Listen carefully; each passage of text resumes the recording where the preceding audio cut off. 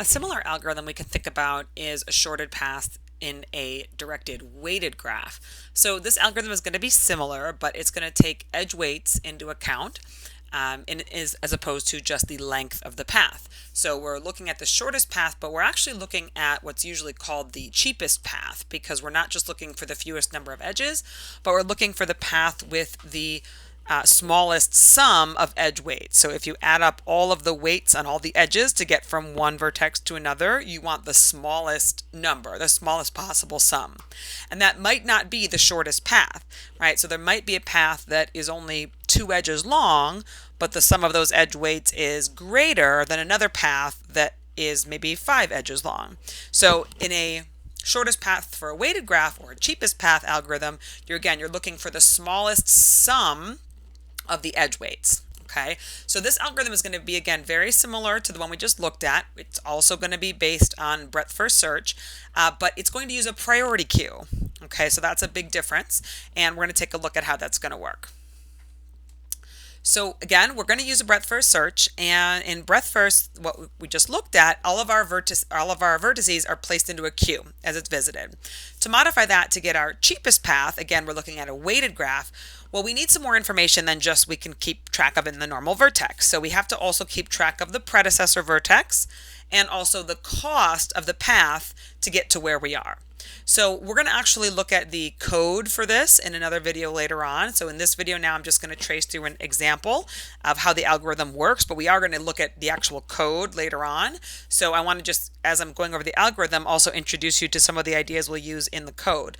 So in order to keep track of this information that we need, the predecessor and the cost, which you'll again see how that works in a moment, we need to have an object to do that. So because our vertice, or our vertex class rather, doesn't have variables for that information, so we need to keep track of it. So I've created a new class that I'm just calling vertex CP data for cheapest path, and it's just going to hold 3 pieces of information: the vertex, which is the current vertex you're looking at, the cost of the path to that vertex, and then the predecessor, so where you came from previously. And these are the objects we're going to put into our priority queue.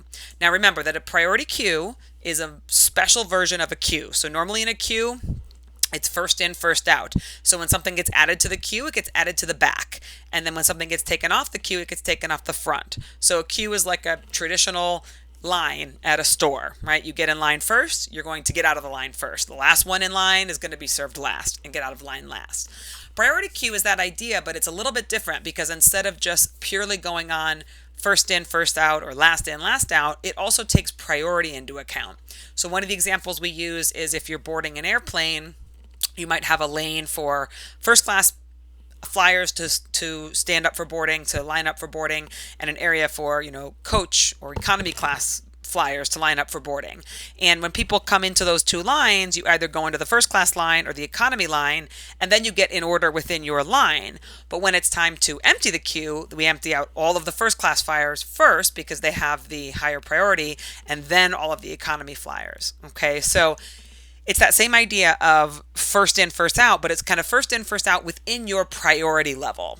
Okay, so we are ordering by priority, but if 2 elements have the same priority, then within that little section of priority, it's first in, first out. Okay, the priority we're going to be using is that cost, that numeric cost of the path. And we're going to say the smallest cost has the highest priority, because remember, overall what we're trying to do here is find the cheapest path from one vertex to another. So we want to prioritize low edge weights. We want to prioritize those small edge weights, those small cost edges. So when we put a new one of our vertex CP data objects into our priority queue, it's going to be put in order based on the cost. Right? It's basically the queue is going to be ordered based on cost. But if there are other objects that have the same cost, it's just going to go to the back of that section. And again, you'll see this in the next example. So this is the algorithm. We essentially queue up, and again, this is a priority queue, an object of that vertex CP data. So that's that new class I've created to just keep track of the vertex, the cost, and the predecessor. And we're going to start with just our origin, cost of 0, path cost of 0, because that's where we're starting, and no predecessor, so just null. And then we enter this loop, and we say, well, okay, as long as we haven't reached where we're trying to go, and as long as there's something left in the queue, we're going to take that piece of data off the queue, and this is going to be the front vertex. This is going to be the one we're looking at right now. So if that front vertex is not visited, if we haven't seen it before, well, now we're seeing it, so we're going to mark it as visited. we're then going to set the cost of the path and the predecessor based on that data. So one more tricky thing about this is that we're going to kind of be using this vertex CP data in two different ways. One is just to put in the priority queue to keep track of creating that cheapest path. But we also need to keep track of that information overall because that's how we're going to create the path. So when we're setting the cost and the predecessor, this is going to be kind of setting it in the actual vertex itself, not in this sort of like temporary object we're using. And again, I think in the example, it'll be a little more clear. Now, if for some reason that frontex is the end vertex that we're trying to reach, then that's it, we're done. But otherwise, we go through all of that front vertex's neighbors, and for every neighbor that's not visited, we create this new vertex data object and put it in the priority queue. To create that object, we'll use the current vertex, whatever that neighbor is, and then the cost is going to be the current cost we're dealing with to get to front vertex added to that edge weight to get to this new neighbor. And then the predecessor is going to be that front vertex. So this is the algorithm. Once we do that to actually find the path, once we get to break out of that loop, the cost is just the cost of the path to the end vertex. And then what we'll do is we'll create a stack and we'll push that end vertex onto the stack. We'll just keep pushing on all the end vertices predecessors, and then the stack is the path. All right, so again, I'm going to walk through an example, and I think the example is the best way to kind of see what's going on here. One last note before we look at that example is that this algorithm is based on Dijkstra's algorithm. So that algorithm finds the shortest path from an origin to all other vertices. So we're going to look at finding a path from, vertex A to vertex B. But Dijkstra's algorithm looks at finding the shortest path from vertex A to every other vertex in the graph. And that allows you to create what's called a shortest path tree. So you could say, this is the shortest path from A to B, and this from A to C, and this from A to D, and so on. So that's kind of a famous algorithm, and we're not going to look at that specifically, but the algorithm we are going to look at is based directly on that. So this is kind of a good first step to sort of understanding that next level up, which I encourage those of you who are interested to kind of look into. So we're going to look at the example using this graph here. It's a directed graph, a digraph, and it's weighted. You can see the edge weights, and we are going to look at finding the cheapest path from A to H. Now again, remember that the cheapest path is not necessarily going to be the shortest one, right? You can see just by looking here, okay, we could go from A to E and E to H, that's 2 edges, a sum weight of 10. But if we go from A to D and D to G and G to H, well, that's 3 edges. It's 1 more edge, but it's a total weight of 5, 6, 7, 8. So it's a cheaper path, even though it's more edges. And that's what we're looking for. We're looking for the cheapest path. Okay, so let's go ahead and look through this example.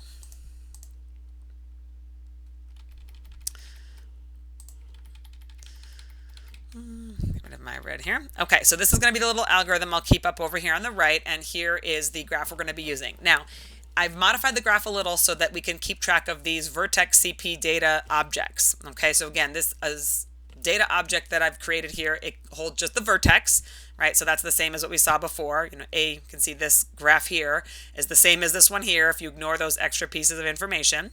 And then it does hold those 2 pieces of information. It's going to be a cost, a path cost, and a predecessor. Okay, so that's what else I'm going to put in those nodes. Right now I just have dashes because there's nothing there yet. And again, I'm going to be using these in 2 ways. I'm going to be creating these objects to just put into the priority queue, which we're going to have down here. This is the front. This is the back.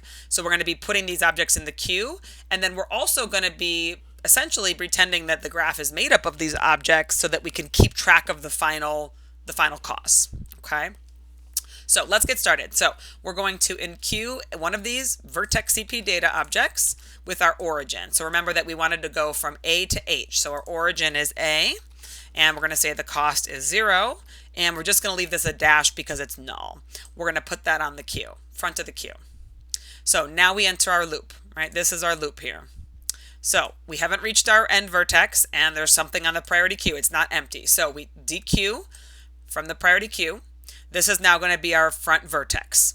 Okay, is our front vertex visited? No, we haven't seen it yet. So we're going to mark it as visited. Just as I've done before, I'm just going to kind of shade it yellow to say that it's been visited. Okay, and then we set the cost of the path and the predecessor based on this data. So this is where I'm actually doing that inside the graph. So this is the information that we use down here, these objects in the queue, is sort of like our temporary figuring out information. Once I put it here on the graph, that means it's the actual information that we need to store to know at the end what the path is. It's kind of our final information, not our figuring out information. So now we have marked as visited, we've set the cost and the predecessor, and we check, hey, is that our end vertex? No. So we go into our else, and we say, okay, well, for all of front vertex's neighbors, for A, that's going to be B, D, and E, we're going to create one of these data objects. If they're not visited, which all three of these are not visited, we're going to create one of these data objects and put it on the queue. So let's start with B. That's an unvisited neighbor. So we'll create one of these data objects for B. The cost is going to be the cost of the path to front vertex, which is 0. That's the one I just entered into my graph, plus the weight of that edge. The weight of the edge from A to B is 2. So the cost of in B is going to be 2, and the predecessor is A. That's where we've come from. And now I'm going to put that on my priority queue. I'm going to do that for each of my front vertex, which is A, each of the unvisited neighbors. So next I'm going to use D. We'll say that's the next unvisited neighbor because I'm going to use alphabetic order. So again, D is unvisited. I'm going to create one of these data objects for D. The cost is going to be the cost to my front vertex A, which is 0, plus the edge weight, which is 5. And then the predecessor is A.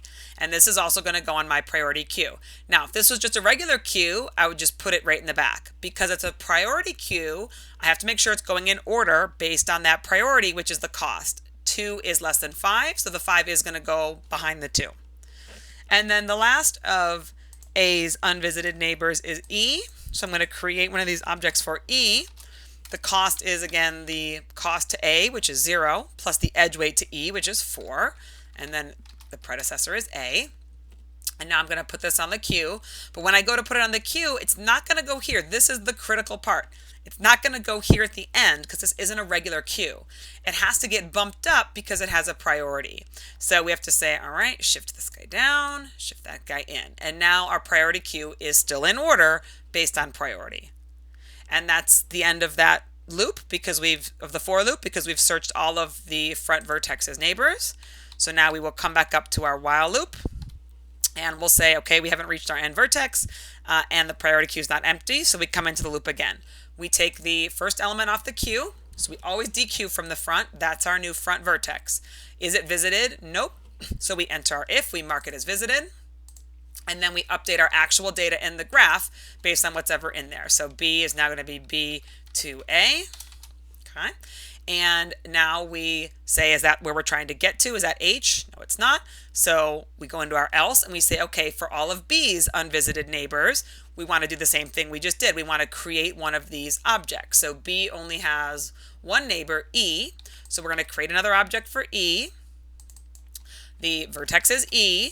The cost is going to be the cost to front vertex 2, right? The cost to B is 2 plus this edge weight. So 2 plus 1. So the cost is going to be 3 and the parent or the predecessor rather is B. So that's what's going to be my data object. And now I'm going to put this on the queue. But again, instead of putting it just at the end of a queue, I'm going to base it on priority. 3 is less than 5, so it gets bumped up. 3 is less than 4, so it gets bumped up and it actually goes in at the front of the queue. And then I'm done with B being my front vertex because that's the only one of B's neighbors. So you'll notice that right now there are more than one of these data objects in the queue for the same front vertex. We have 2 objects that start with E, but they have different predecessors and different weights. And that will happen. That's a big difference of this algorithm based on, compared to the previous one we just looked at. So we loop back around, we haven't reached the end, and there's still something on the queue. So I dequeue my data object. That's going to be our front vertex. Is it unvisited? It is, so I visit it and I update the data in the graph. And what this data is basically saying is that this is how we've reached this current vertex with the shortest way. So we know we can go from A to E, I should say the cheapest way. We know we can go to A just by looking at it from A to E with a cost of 4. But what this is saying is that the cheapest way to get from A to E is to go from A to B, which costs you 2, and from B to E, which then in total costs you 3. So that's kind of why we're updating the graph. That's what we're saying. We're saying this is currently, whatever information you put in this graph is the cheapest way to get to that vertex from your origin. So now we will go into our for loop and get for all of the neighbors. We'll create one of these data objects. So E has 2 neighbors. We'll start with F. So F, the cost for F is going to be the cost of E, which is 3, plus the edge to F, which is also 3, so that's going to be 6. And the predecessor is E. And then we'll put this on the Q. This will go right at the end because it has a higher cost than the last object on the Q. And then E has another neighbor, H. So we'll create an object for H. And the cost to get to H is the cost to get to E, which is 3, plus the edge weight from E to H, which is 6. So that's a total of 9. And the predecessor is E. And we'll put that on the Q. 9 is greater than the 6, so that's just going to go in the back of the Q. And that's all of E's unvisited neighbors. So we're done with that as the front vertex. Come back around. We take off the front of the Q. E. Is E already been visited? It has. So here again, we're just done, right? So we come here. If our front vertex is not visited, that's when we go into this whole part of the conditional. But if our front vertex is visited, we're just done. We just skip all of that and we just come back around. So basically this is just gone. We're not going to use it at all. And that makes sense because what this data object is showing is that there's a way to get from A to E, or rather to get, to E with a cost of 4. But we don't really care about that because we already know there's a way to get to E with a cost of 3. And we want the cheapest path. So we're basically saying, yeah, I don't need this way to get to E. Doesn't matter. I can ignore it. Okay. Then we come back up around and take off the front vertex, which is D. Is D visited? It is not. So we mark it as visited.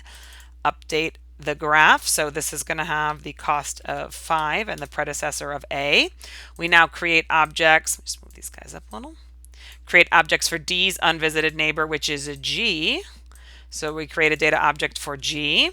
The cost to G is the cost to the front vertex D, which is 5, plus that edge weight, which is 2. So the cost of G is 7, the predecessor of D. We put that on the priority queue, and we need to shift that in here because the 7 is less than 9. It's a lower cost. And that's it for D. That's all of D's unvisited neighbors. We now take F off the queue. F is not visited, so that's going to become our front vertex. We visit it. Update the data in the graph. And then we want to create data for all of F's unvisited neighbors, which are C and H. So C has a cost of F, which is 6, and the edge weight, which is 4. So that's going to be 10. And the predecessor is F. And that's going to go on to the queue. And then we'll create an object for H, because that's F's unvisited neighbor. The cost there is going to be the cost to F, which is the path cost to F, which is 6, plus that edge weight, which is 3, total of 9. This time predecessor of F. Put that on. Now this new data object has to go in front of this one because it has a lower priority. Here we hit another data object with the same priority, and in this case it just happens to have the same front vertex too, H and 9. But we don't really look at that in terms of where it goes on the priority queue. All we look at is we want to make sure that those costs are in order, and if there is another object with the same cost, we put this in behind it. So it's like the queue rules apply for that section. For all of the 9 cost objects, those back of the queue rules apply. And that's it for F's unvisited neighbors. So we are done. We take G off the queue. G is unvisited, so it's going to be our front vertex. We visit it and update the graph. And now we want to create data objects for all of G's unvisited neighbors, which is just H. So we're going to create a data object for H with the cost to G, which is 7, plus the edge weight from G to H, which is 1. So that's a cost of 8 with a predecessor of G. And then we put that on the queue. And now here, this 8 is less than 10 and 9, so it's going to jump up right to the front of the queue. And again, you'll notice here you have 3 different data objects with the same front vertex because there's different ways to get to H. But what we care about is the cheapest path. Sorry, not shortest, but the cheapest path. So the shortest in terms of edge weight sum. So that's why this data object got bumped up first, because that cost is less. Okay, so that's all of G's unvisited neighbors, so we're done with that front vertex. So we take the next one off the front of the queue. It's unvisited. That becomes our front vertex. We visit it. We update the data, the graph, the data in the graph. So the data in the graph is going to be H, 8, and G. And then we get to here. Is that front vertex our end vertex? It is. H is the vertex we were trying to get to, so we're done. So this is the state of the graph when we're done with this part of the algorithm. And you might ask now, well, yeah, but what's the actual path? So what we do now when we're at this point, we're done with this first part of the algorithm, we have to actually build the path. The cost of the path is going to be the cost to that end vertex. So the end vertex we're trying to get to is 8. The cost of the cheapest path is 8. What the path actually is we just start with that end vertex and we push it on a stack. And then we just continue to push the predecessors. And we get that from this data we've been saving. So the predecessor of H is G. So we push G. The predecessor of G is D. So we push D. Predecessor of D is A. So we push A. And the predecessor of A is null. That was our origin, and that's it. So the cheapest path from A to H is the path that goes A, D, G, and H. And that has a total path cost of 8, right? We can see A to D is 5, then to G is another 2, and to H is another 1, which is a grand total of 8. And that is a cheaper path than all these other paths. It's not the only path to H. It might not even be the only path of cost 8, but it is guaranteed to be the cheapest path, or one of those cheapest paths, or more than one that has the same cost. Now you'll notice here with this algorithm that we still have things on the priority queue. It doesn't matter, right? So once we reach that end vertex, because we've all along been prioritizing the cheapest path, we don't have to keep going. We don't have to look at these other paths because, yeah, these are other ways to get to H, but they're more expensive, so we don't care about them. So even though there's things left on the priority queue, it doesn't matter. And even though there's unvisited nodes or vertices, also doesn't matter. It just matters that we have reached that, we've been prioritizing correctly, and we have reached that ending vertex, and so now we're done, and we can get that cheapest path. Okay, so that is your trace of the cheapest path algorithm. And again, in a later video, we're going to actually look at the code for how we can actually find this with our graph classes.